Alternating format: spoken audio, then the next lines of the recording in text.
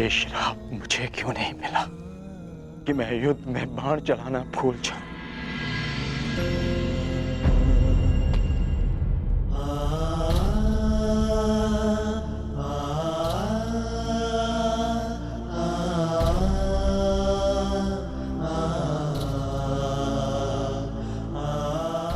ये कैसा युद्ध है माधव, कैसा युद्ध। न्याय के लिए हमने अपने ही ज्येष्ठ का रक्त बहा दिया, और क्या बलिदान मांग रहा है ये महायुद्ध हमसे। कब होगा इस महाविनाश का अंत माधव, कब होगा। माधव, कुछ समझ नहीं आ रहा। धर्म और वचन का पालन करते करते ये हमसे क्या अधर्म हो गया। मैं तुम सबके मन की इस व्याकुलता को समझ सकता हूं।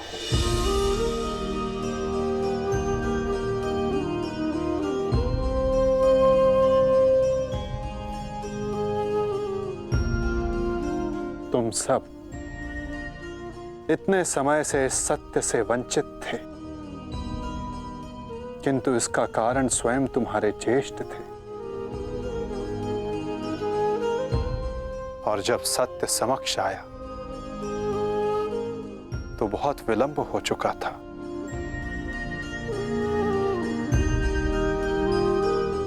नकुल, सहदेव, ये तुम्हारा उत्तरदायित्व है कि अपने ज्येष्ठ के इस बलिदान गाथा को इस संसार में सुनाकर सदैव इस संसार के हृदय में जीवित रखो।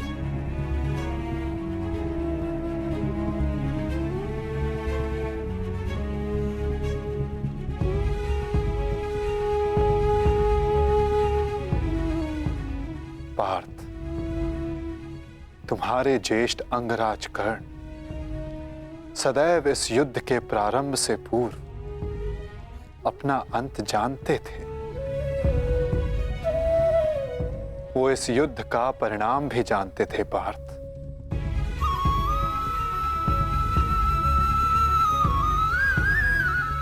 परंतु चिंता मुझे उनकी है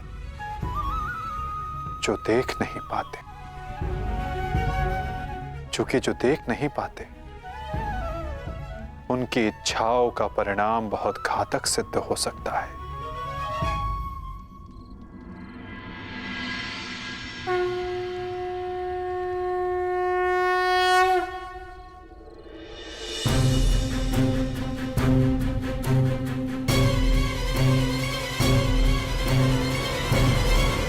रुक जाओ बहना, नहीं बहना,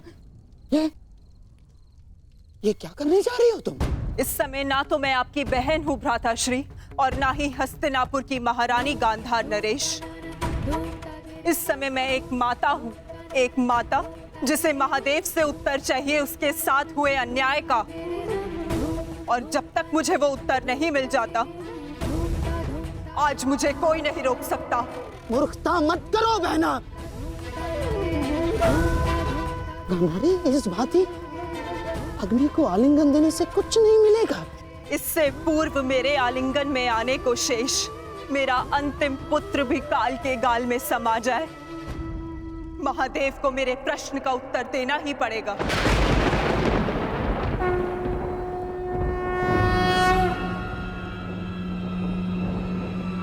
नहीं बहना, मैं तुम्हें ऐसा नहीं करने दूंगा, नहीं करने दूंगा मैं तुम्हें ये सब कुछ ना। आप हस्तिनापुर की महारानी को आदेश दे रहे हैं गांधार राज। देखो बहना, ईश्वर के लिए ये सब मत करो। एकांत।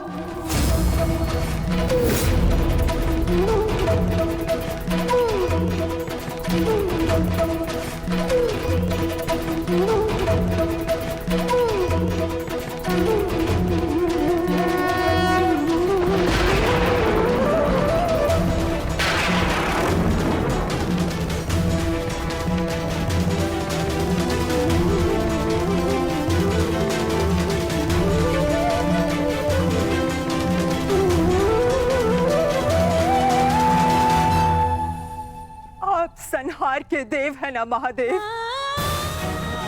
तो आज मैं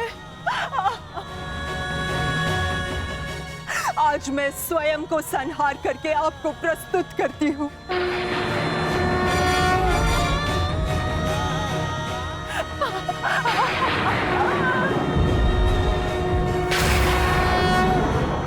आपने मुझे शतपुत्रवती होने का वरदान दिया था महादेव, परंतु आज मैं आपसे ये जानना चाहती हूँ, क्यों आपने मेरा जीवन अभिशाप बना डाला महादेव?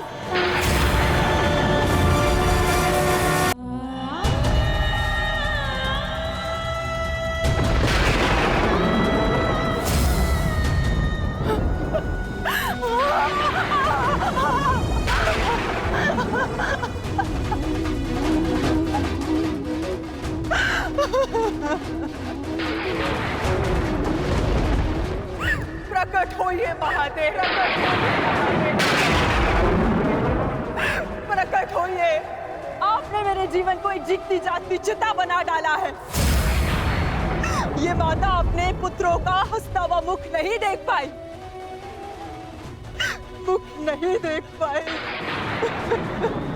परंतु उनकी चिताओं की अग्नि को अनुभव किया है महादेव। या तो आप अपने उत्तर से मेरे मन को शीतलता दीजिए, अन्यथा मुझे जीते जागते जल जाने दीजिए।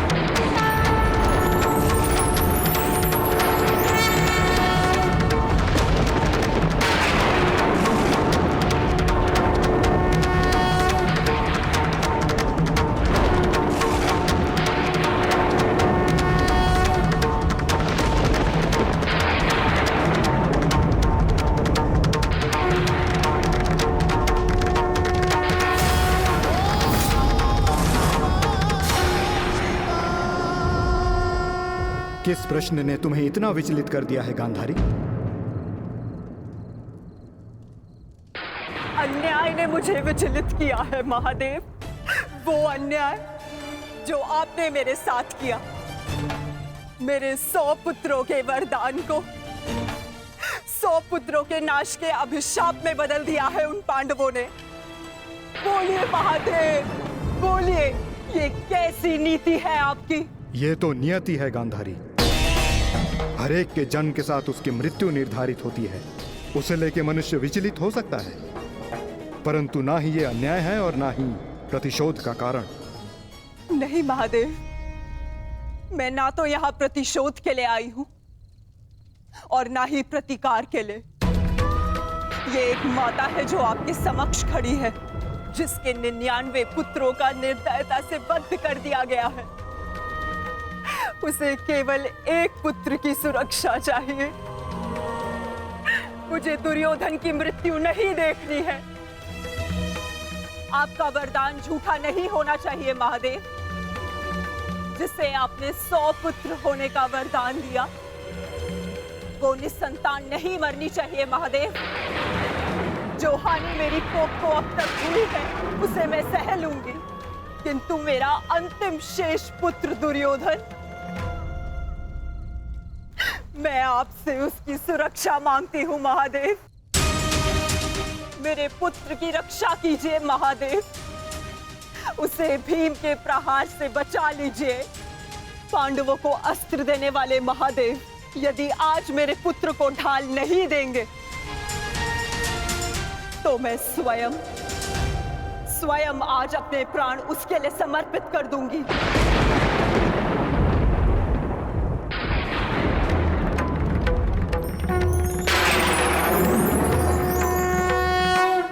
तुमने अपने पुत्र के साथ अन्याय किया है गांधारी। एक माँ अपनी संतान को देख देख जितनी प्रसन्नता पाती है, उसकी संतान अपनी माँ की दृष्टि से उतनी ही शक्ति भी पाती है। परंतु मैं कुछ समझी नहीं महादेव। तुम्हारे पुत्र की सुरक्षा अब तुम्हारे हाथ है गांधारी। वर्षों से आंखें बंद करके जो तप अर्जित किया है, उसका प्रयोग करो। तुम्हारी दृष्टि तुम्हारे पुत्र के शरीर को वज्र का बना देगी।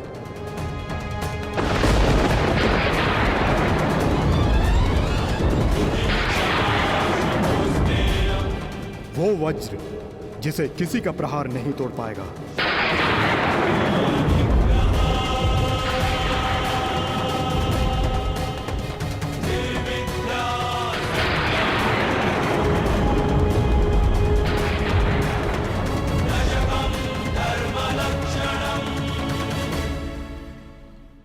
ये आपने क्या कर दिया महादेव? आप स्वयं धर्म स्वरूप हैं महादेव, फिर धर्म स्थापना में आप बाधा कैसे बन सकते हैं? धर्म स्थापना के लिए दुर्योधन का नाश आवश्यक है महादेव, और आपने दुर्योधन को अटूट ढाल दे दी। मैंने वही किया जो परिस्थिति के अनुकूल था। परंतु नियति के लिए तो प्रतिकूल था ना भोलेनाथ। मेरा परम भक्त यदि मुझसे कुछ मांगता है तो मैं उसे मना नहीं कर सकता माधव, ये तो आप जानते हैं। मानता हूं इसके कारण बार बार आपके समक्ष समस्याएं उत्पन्न होती हैं, परंतु मुझे विश्वास है कि हर बार की भांति इस बार भी नारायण इस समस्या का हल निकाल ही लेंगे। मैं अपनी व्यवस्था से बंधा था, परंतु आप अपना कार्य पूर्ण करने के लिए स्वतंत्र हैं।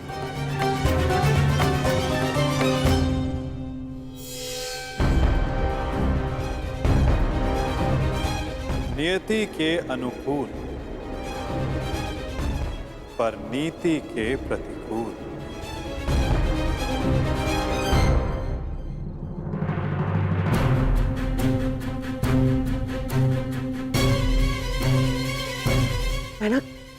मैना क्या हुआ? महादेव ने दर्शन दिए? मैना बता। गांधारी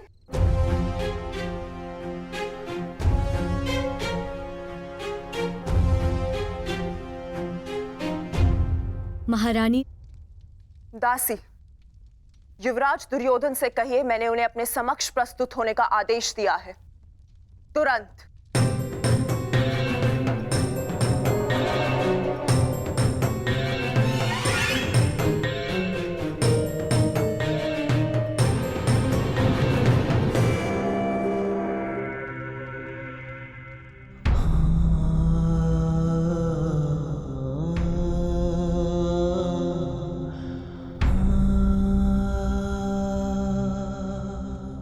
तुम्हारी मृत्यु का प्रतिकार मैं एक एक से लूंगा मित्र,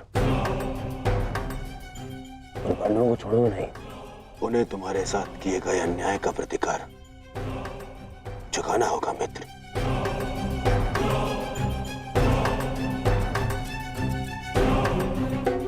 युवराज दुर्योधन, मैं मद्राज आज तक किसी के सामने नहीं झुका, परंतु आज मैं अपना सर झुकाकर अपनी भूल को स्वीकार करने आया हूं। मद्राज, चक्र निकालने में मेरी सहायता कीजिए। तुम भूल रहे हो अंगराज, तुम सूत पुत्र हो, तुम स्वयं अपने रथ का चक्र निकालो। मद्राज, मुझे मेरा विजय धनुष दीजिए। नहीं अंगराज, मैं तुम्हारी आज्ञा का पालन नहीं करूंगा।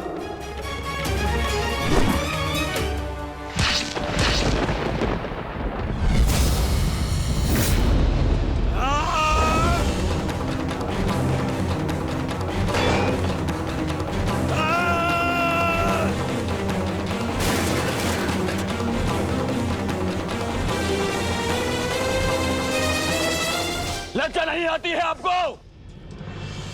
जिस कर्म को करने के पश्चात मृत्यु मांगनी चाहिए, उसके लिए क्षमा मांग रहे हैं आप। ऐसे कर्म को करने के पश्चात आपका अब साहस कैसे हुआ मुझसे क्षमा मांगने के लिए? चक्ररथ को निकालने में सहायता की होती, विकर्ण को उसका विजय धनुष दे दिया होता, तो आज एक धनुर्धारी मरता, परंतु वो कर्ण नहीं अर्जुन होता। आपने अपनी व्यक्तिगत शत्रुता मिटाने के लिए एक योद्धा के कर्तव्य से विश्वासघात किया। मन तो करता है कि वध कर दूं आपको, पर आप जानते हैं क्या मद्रराज, ये आपका झुका हुआ सर, ये आपके लिए सबसे बड़ा दंड है।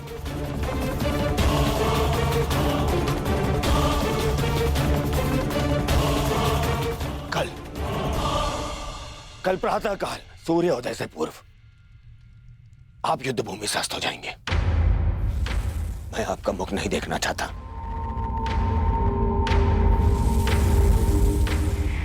मैं कर्ण की मृत्यु का प्रतिशोध लेना चाहता हूं युवराज।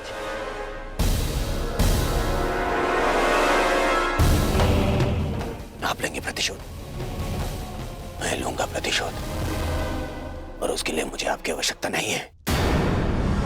प्रतिशोध लेंगे। किंतु मुझे पश्चाताप के अवसर की आवश्यकता है युवराज।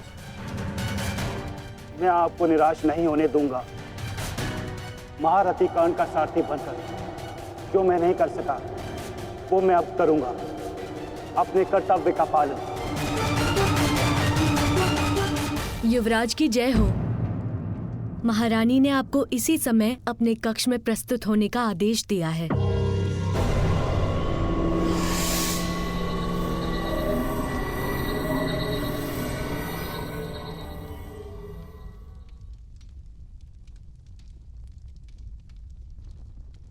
पिताश्री, माता ने यूं अचानक मुझे स्मरण क्यों किया? इस समय एक माता केवल अपने पुत्र से बात करना चाहती है पुत्र। इसके अतिरिक्त मुझे कुछ ज्ञात नहीं।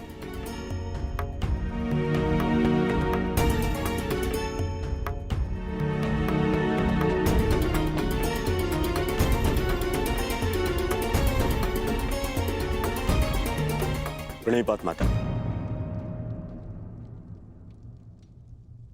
आपने मुझे स्मरण किया।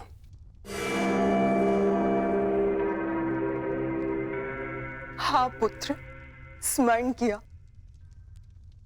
क्योंकि मैं तुम्हारा मरण नहीं देख सकती। संपूर्ण जीवन तुम्हें केवल एक ही पीड़ा थी ना, कि तुम्हारी माता ने तुम्हें एक बार भी नहीं देखा। स्मरण है दुर्योधन, युद्ध प्रारंभ होने से पूर्व तुमने कहा था, युद्ध से पूर्व एक बार, बस एक बार मुझे अपनी दृष्टि से देख लीजिए माता। आज मैं अपनी और तुम्हारी इच्छा पूर्ण करना चाहती हूँ दुर्योधन। आज मैं तुम्हें देखना चाहती हूँ पुत्र। सच माता, किंतु माता, अब जो मैं करने जा रही हूं उसके पश्चात तुम युद्ध जीतो या ना जीतो, परंतु मेरी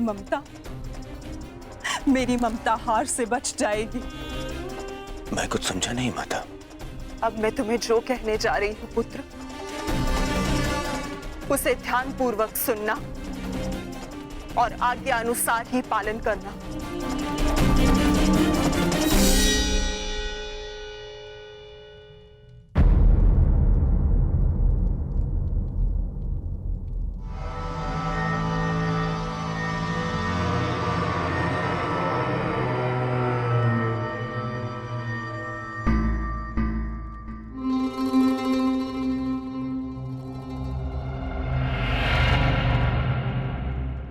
दुर्योधन,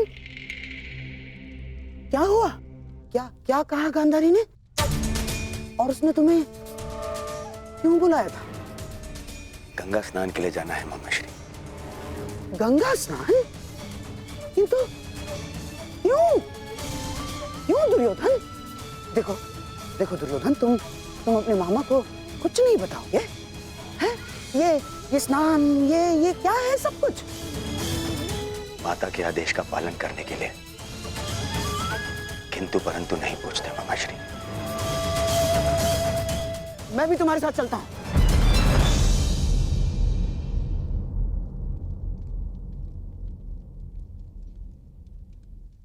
नहीं मामाश्री,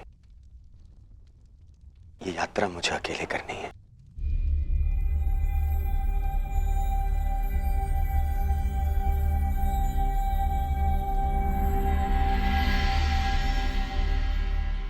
आइए आप सब भोजन ग्रहण कर लीजिए।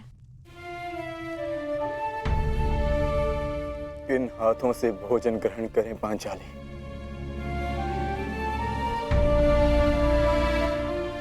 इन हाथों से जो अपने ज्येष्ठ के रक्त से रंगे हुए हैं।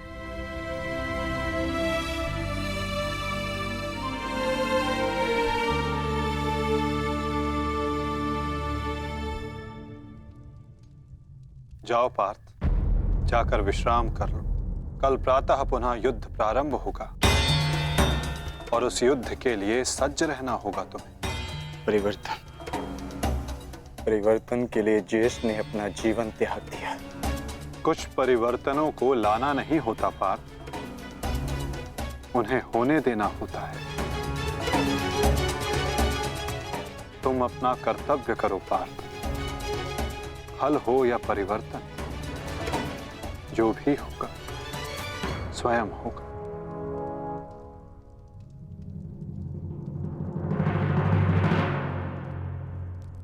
आप कहां जा रहे हैं माधव? कुछ परिवर्तन ऐसे होते हैं पार्थ जिनमें सहायता करना धर्म होता है, और कुछ ऐसे जिनमें बाधा डालना आवश्यक। मैं समझा नहीं माधव। समझने की आवश्यकता भी नहीं है पार्थ।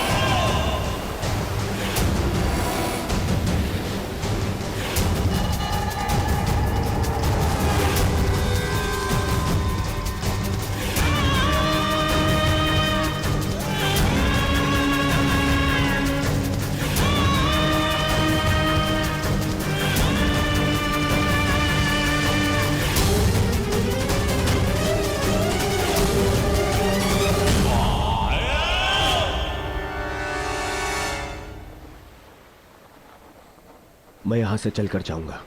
क्षमा करना युवराज, किंतु माताश्री का आदेश है।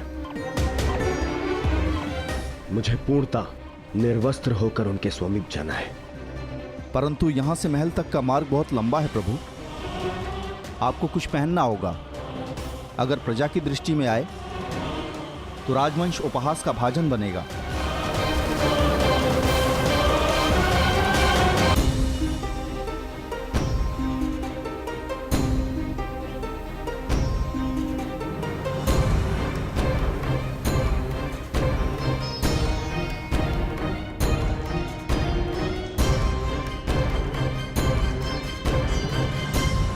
अपने पिता का आदेश नहीं मानता, बहुत बड़ा बुद्धिमान समझता है अपने आप को। क्या कहा था मैंने? बछड़े की डोर हाथ में रखना समझता नहीं है? बहुत बुद्धिमान है तू। क्या समझाया था मैंने? क्या कहा था मैंने? क्या पूछ रहा हूँ मैं? क्या समझाया था मैंने? ये क्या कर रहे हो? क्यों इस बालक को कष्ट पहुंचा रहे हो? अब तुम कौन हो हमारे बीच में आने वाले? ये मेरा पुत्र है, मैं जो चाहे इसके साथ वो करूं। तुम हमारे मध्य में आने वाले कौन होते हो? मैं हस्तिनापुर का युवराज हूँ। क्षमा करिए युवराज, मैंने आपको पहचाना नहीं, परंतु वास्तविकता ये है कि इसने अपने माता पिता के आदेश का पालन ही नहीं किया। मैंने इसे बताया था, बछड़े की डोर कभी हाथ से मत छोड़ना, सदैव डोर अपने हाथ में ही रखना, परंतु ये नहीं माना। इसने बछड़े की डोर को अपने हाथ से छोड़ दिया और बछड़ा खो गया। अब आप ही बताइए मैं क्या करूं? परंतु आप इस भांति अर्धनग्न अवस्था में। मेरी माता का आदेश है। देख, सीख इनसे कुछ। हस्तिनापुर के युवराज होते हुए भी अपने माता पिता के आदेश का अक्षरशः पालन करते हैं। धन्य हैं आप युवराज। माता पिता के आदेश का अक्षरशः पालन करना। माता पिता ने जो भी कहा है, जैसा भी कहा है, उस कार्य को उसी अनुरूप करना कोई आपसे सीखे युवराज। पुत्र, तुम्हारे पिता उचित कह रहे हैं। तुम्हें अपने माता पिता की बात माननी चाहिए।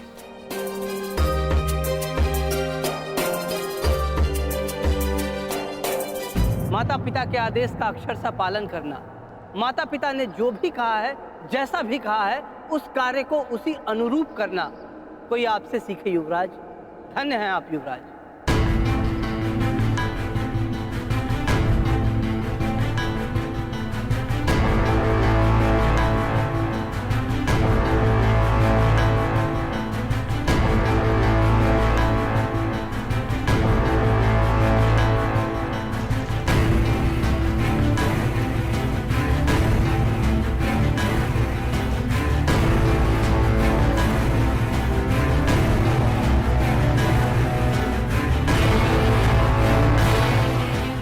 माता के आदेश का पालन कर रहे हो दुर्योधन, परंतु गंगा स्नान के पश्चात यूं वस्त्रहीन क्यों होकर आए हो? माता श्री का आदेश है मामाश्री, निर्वस्त्र होकर आना है। बुद्धिहीन हो दुर्योधन। माता के लिए तो बालक ने गर्दन से नीचे भी वस्त्र ना पहना हो तो वो नग्न कहलाता है। और शास्त्रों में भी लिखा है कि युवा होने के पश्चात एक पुत्र ने अपने माता के समक्ष और एक भाई ने अपने बहन के समक्ष निर्वस्त्र नहीं जाना चाहिए। पुत्र पौत्र वाले हो गए हो ना दुर्योधन, न जाने तुम्हें बुद्धि कब आएगी। माता के समक्ष यूं अवघड़ बनकर जाओगे?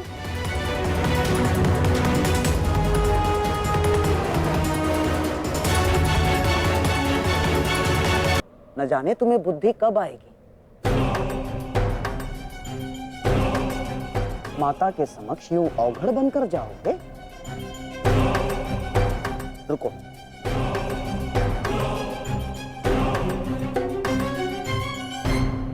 लो, कम से कम इसे अंगवस्त्र बनाकर धारण करो। लो दुर्योधन।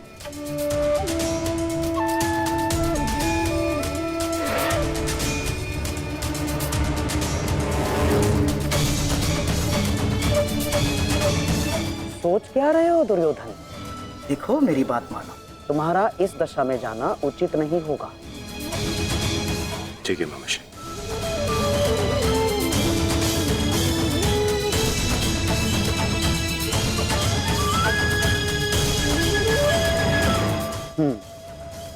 अब जाओ और अपनी माता के आदेश का पालन करो।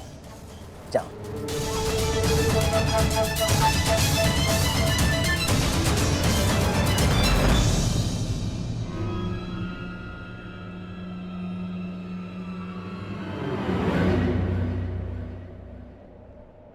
कहां से आ रहे हैं युवराज?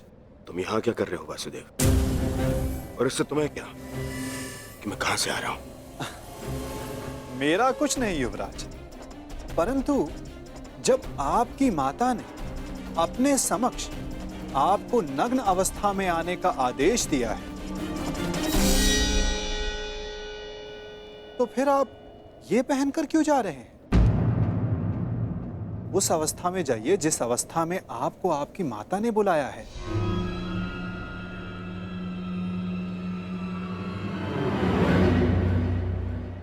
देखिए युवराज, जब माता पिता कोई आदेश दें तो बिना संकोच करे उनके आदेश का पालन करना चाहिए।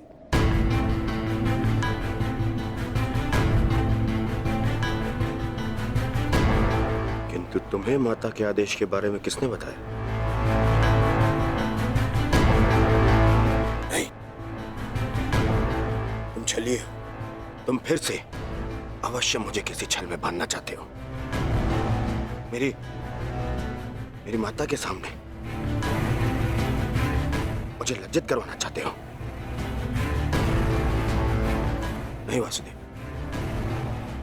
नहीं, मैं अब तुम्हारे किसी भी छल में नहीं आने वाला। चले जाओ यहां से। मैं तुम जैसे छलिए की एक बात नहीं मानूंगा।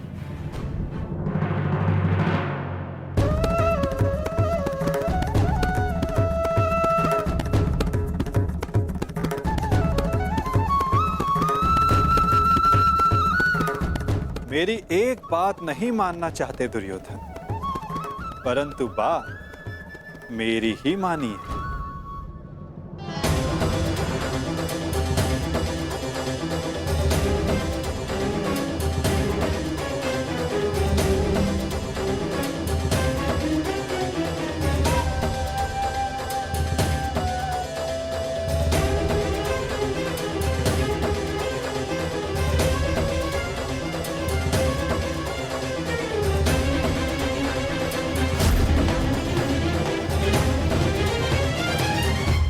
माता, मैं आपके आदेश अनुसार गंगा स्नान करके आ गया माता।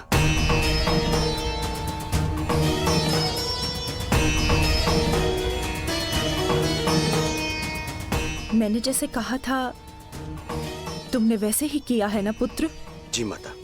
तो सज्ज हो जाओ पुत्र। अब मैं तुम्हारे शरीर को वज्र का बनाने जा रही हूं।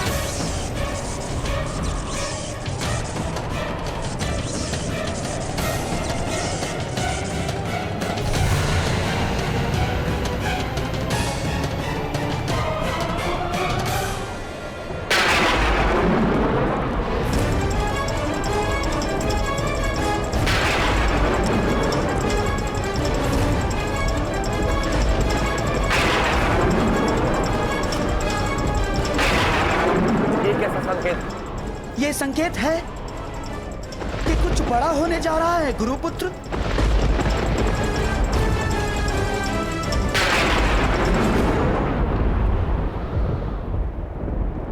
ये सब क्या हो रहा है आर्य? आपके गांडीव से ये स्वर कैसा? ये स्वर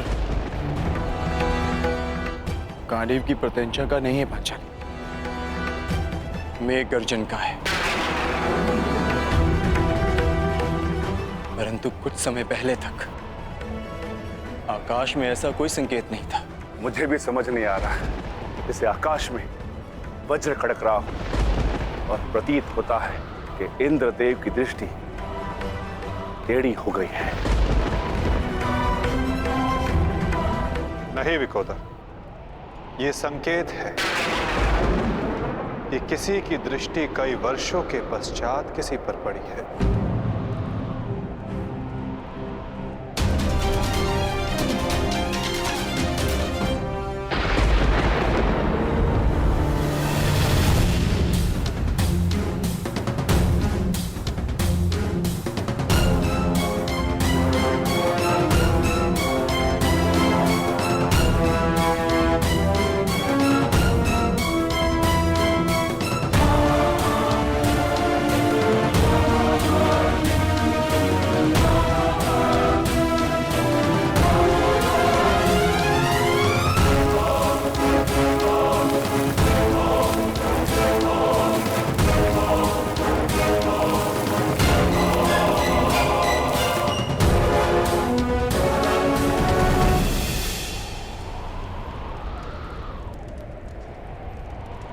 मेरा मंतव्य पूर्ण हुआ पुत्र। अब कोई तुम्हारा वध नहीं कर पाएगा। महादेव के आशीर्वाद और मेरे तप के प्रभाव से तुम्हारा संपूर्ण शरीर वज्र का हो गया है, जिसे क्षति पहुंचाना असंभव है।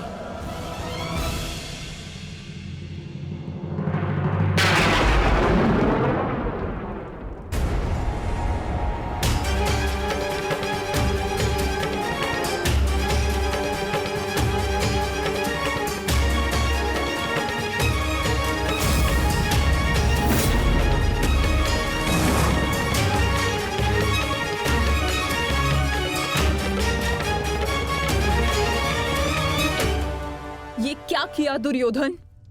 मैंने तुम्हें निर्वस्त्र होकर मेरे समक्ष प्रस्तुत होने का आदेश दिया था, तो तुम क्यों ये अंतर्वस्त्र पहनकर आए? माताश्री, बहना, क्या हुआ? क्या हुआ? क्या हुआ बहना?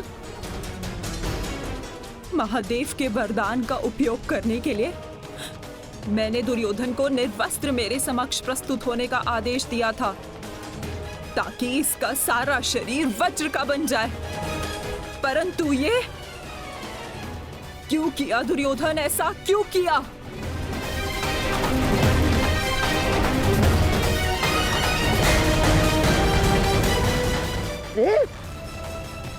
तुम कभी कभी बुद्धि का भी प्रयोग कर लिया करो।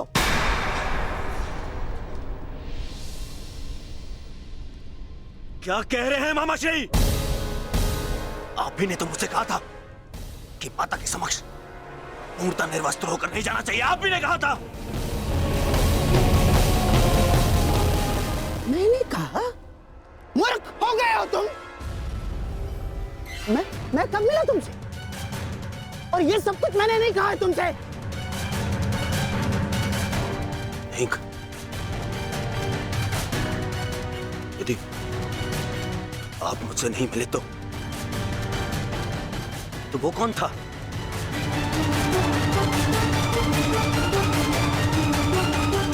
आपके पश्चात मुझे वो छलिया वासुदेव मिला था। वो छलिया कृष्ण।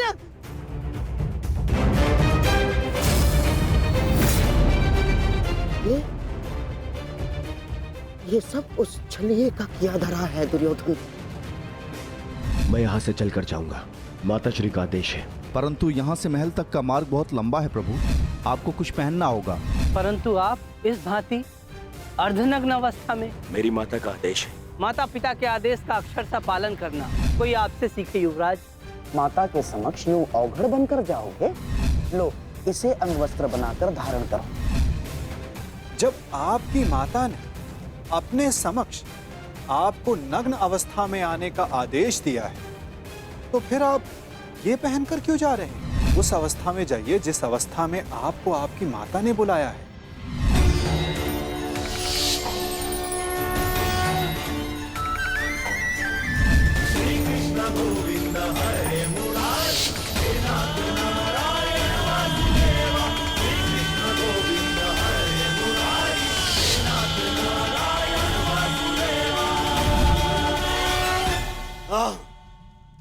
ये सब उसी के कारण हुआ है। मैं उसे नहीं छोड़ूंगा, मैं उसे जीवित नहीं छोड़ूंगा, जीवित नहीं छोड़ूंगा मैं उसे। बहना, मुझे ऐसा लगता है कि अभी भी समय शेष है। एक बार मेरे होने वाले सम्राट को पुनः देख लो। दुर्योधन, उतारो तुम्हारी ये अंतर्वस्त्र, उतारो। अरे तुम समझ सकते?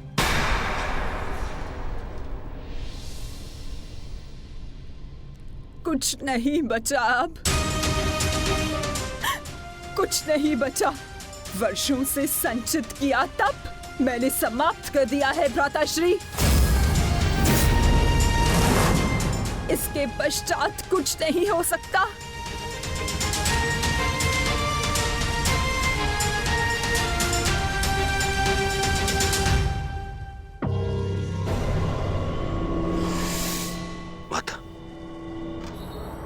मुझे क्षमा कर दीजिए, परंतु जितना आपने दिया वो पर्याप्त है माता।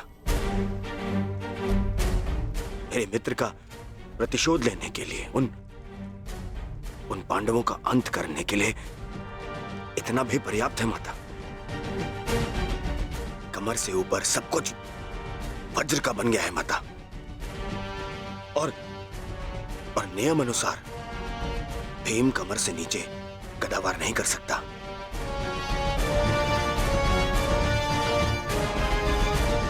आप चिंता मत कीजिए माता।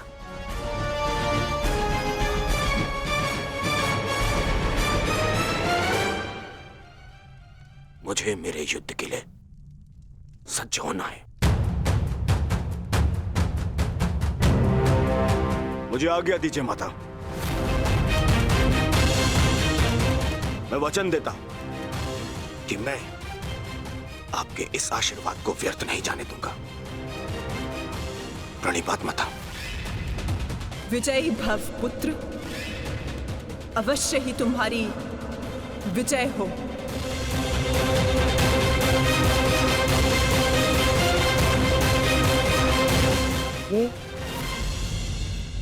ये सारा खेल उस छलिए कृष्ण का रचा हुआ है बहना। इसीलिए इस समय उसके मस्तिष्क में कोई ना कोई चाल तो अवश्य चल रही होगी। आप कहना क्या चाहते हैं भ्राताश्री? जिसने जरासंध जैसे महायोद्धा के 2 टुकड़े करवा दिए,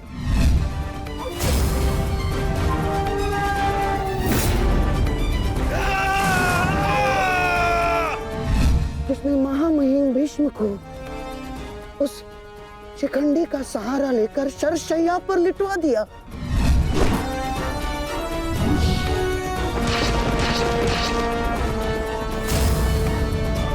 जिसने महाधनुर्धर अंगराज कर्ण का वध करवा दिया बहना। मुक्त करो अंगराज को पार्थ, अंजलि का अस्त्र का प्रयोग करो।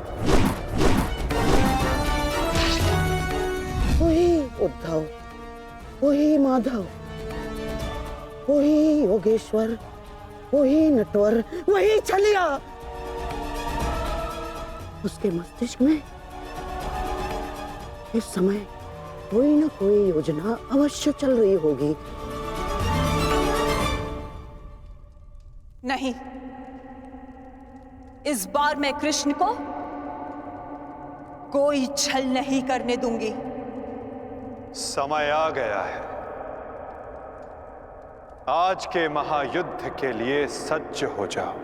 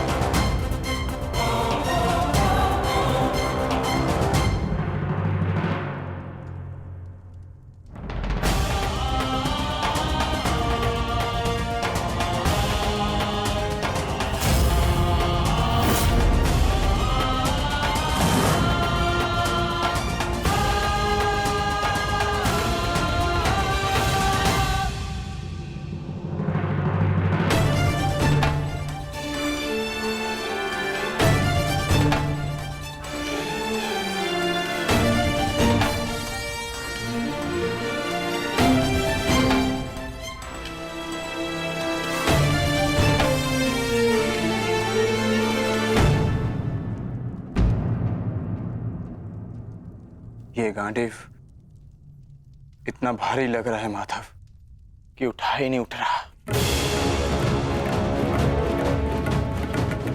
हाँ माधव, ज्येष्ठ की मृत्यु के पश्चात शस्त्र भारी हो गए हैं। शस्त्र भारी नहीं हुआ है विकोदर, तुम्हारा मन भारी हो रहा है। उनके लिए, उनके मन की इच्छा, उनके लक्ष्य को पूर्ण करके अपने मन को हल्का कर सकते हो।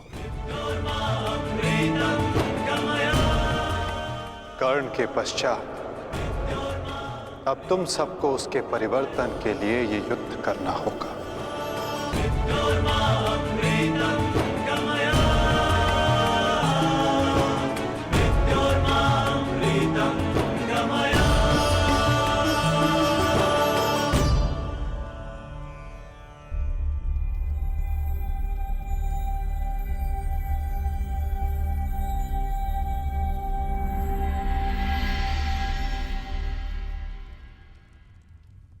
तुम्हारे ज्येष्ठ कर्ण का लक्ष्य उचित था, किंतु मार्ग अनुचित था,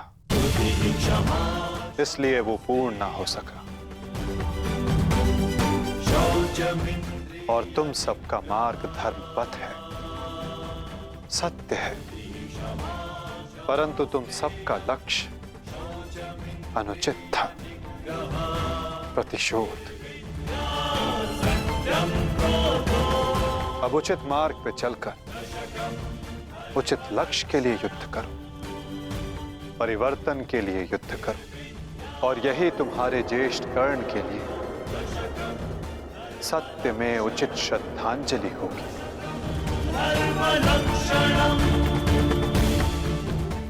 और परिवर्तन तब तक नहीं आ सकेगा जब तक दुर्योधन जीवित है।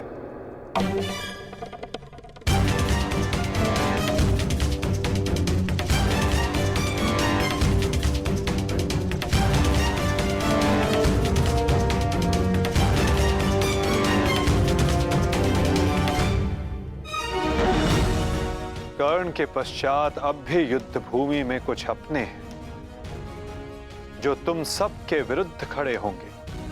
कर्ण का शरीर भले ही नष्ट हो गया हो, परंतु कर्ण की आत्मा, कर्ण की सोच अभी भी जीवित है, और ये सोच बहुत कुछ जीवित कर देती है।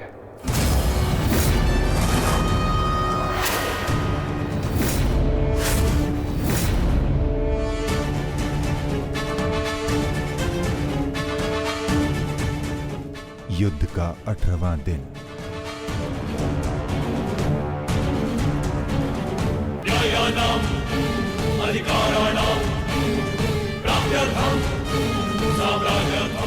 कर्ण उस दीपक की भांति है जो बुझने से पूर्व दूसरे दीपक को प्रकाश दे जाता है और फिर उस प्रकाश में लौट कर आता है।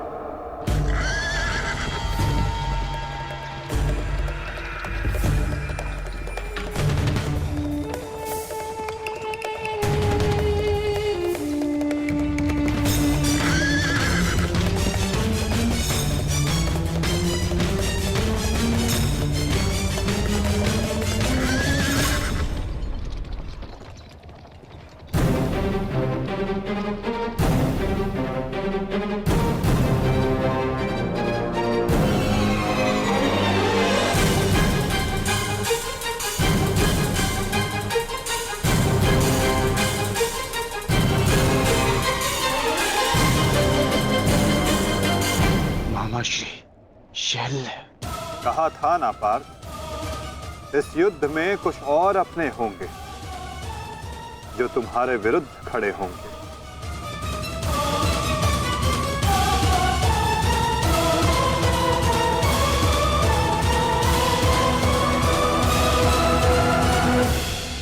मैं जानता हूं मैं अंगराज नहीं बन सकता, परंतु मद्राज की साहस का दर्शन अवश्य होगा। मैं वचन देता हूं, जो मैं सारथी बन के नहीं कर पाया वो अब मैं अपने रथी के रथ पर आरूढ़ होकर अवश्य करूंगा। ये मेरा वचन है। मैं वचन देता हूं कि आज का दिन सदा स्मरण रखा जाएगा। न बंधु न सखा, न बहन न कोई भांजा, आज शल्य के लक्ष्य में कोई बाधा नहीं बनेगा। आज शल्य प्रायश्चित करेगा एक महान योद्धा के मृत्यु के सहायक होने के अपराध में। आज शल्य प्रायश्चित करेगा अपने अपराध का।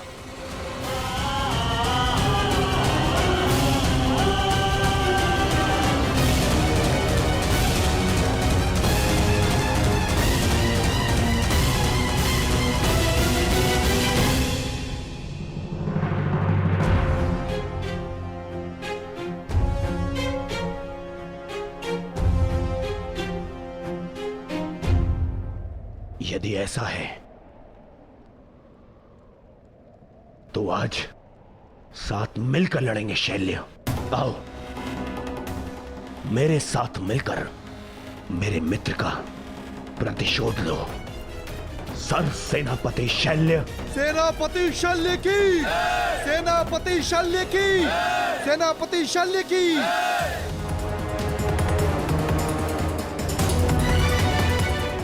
आज तुम बाण होगे और मैं ढाल।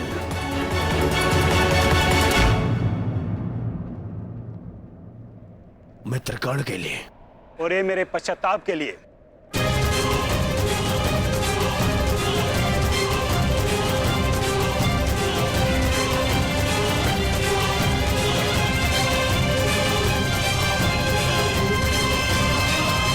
आक्रमण!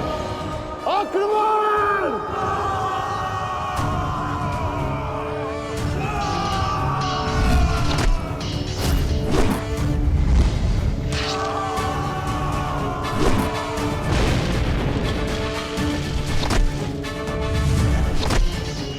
ये महारथी कर्ण के नाम।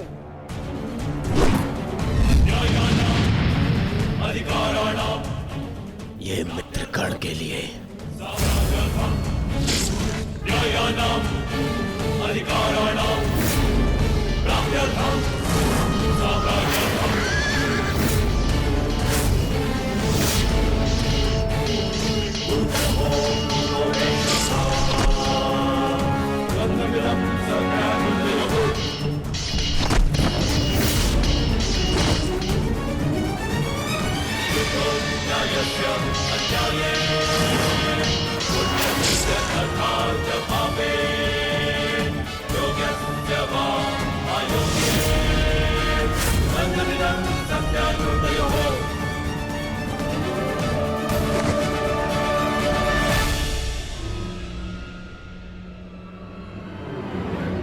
क्यों पार्थ, क्या कर पाओगे मद्रराज शैल्य के बल का सामना? रथ को मद्रराज और दुर्योधन की ओर ले चलिए माधव।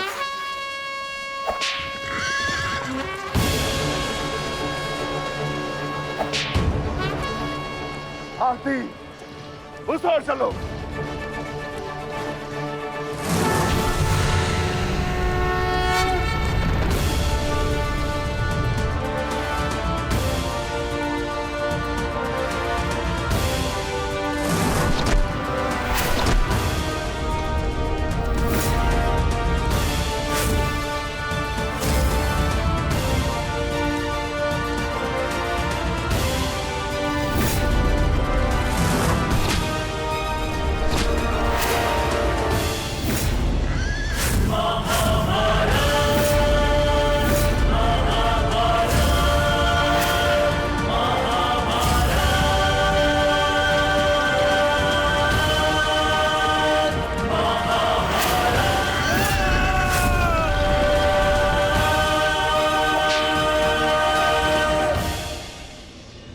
शत्रु पे प्रहार करने पूर्व उसका बल और कौशल दोनों आंख लेना चाहिए। मूर्ख!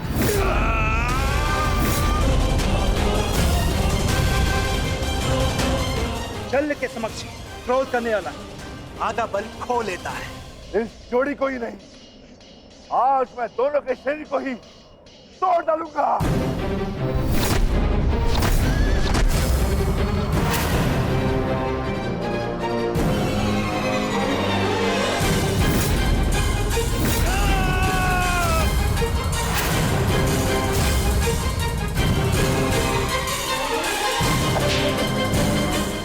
निर्बल को हराकर कोई महायोद्धा नहीं हो जाता है मामा श्री शल्य। यदि साहस है तो मुझसे द्वंद कीजिए। भांजा कुछ मांगे तो मामा को दे देना चाहिए, ये उसका कर्तव्य है। वो लाड भी जैसे तुम्हारी इच्छा अर्जुन।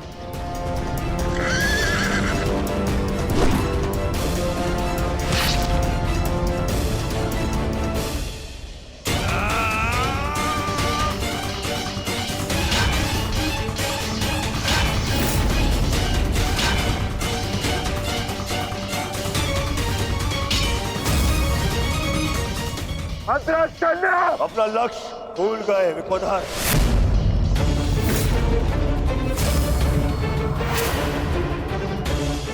मेरे 99 भाइयों के पश्चात मैं ही तो हूं तुम्हारा लक्ष्य।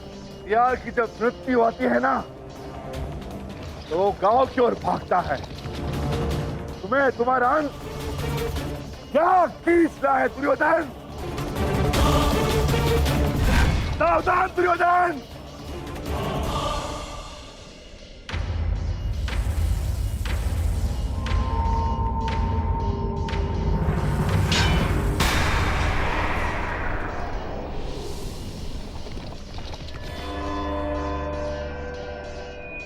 ठीक कहा तुमने, कर लो, अपनी प्रतिज्ञा पूर्ण कर लो। मेरे मस्तक को तोड़ दो, प्रहार करो मुझ पर विकोधर।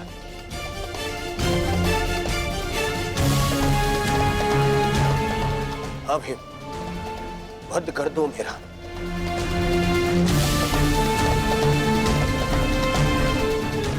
कर लो, अपनी प्रतिज्ञा पूर्ण कर लो। स्मरण करो, वो मैं ही था जिसने सम्राट से भिखारी बना दिया था तुम सबको। स्मरण करो, वो मैं ही था जिसने 12 वर्ष के वनवास में भेज दिया था तुम सबको। वो अज्ञातवास स्मरण करो, वो भी मैं ही था। स्मरण करो, द्रौपदी का वस्त्र हरण, वो भी मैं ही था। और अभिमन्यु का वध, वो भी स्मरण करो, वो भी मैं ही था। मार दो मुझे, अपना प्रतिकार लो, मुझे मार दो। ऐसे भी मेरे 99 भाई और मेरे मित्र के चले जाने के पश्चात अब जीने की इच्छा शेष नहीं है। मार दो, आओ भीम, वध करो मेरा, मार दो।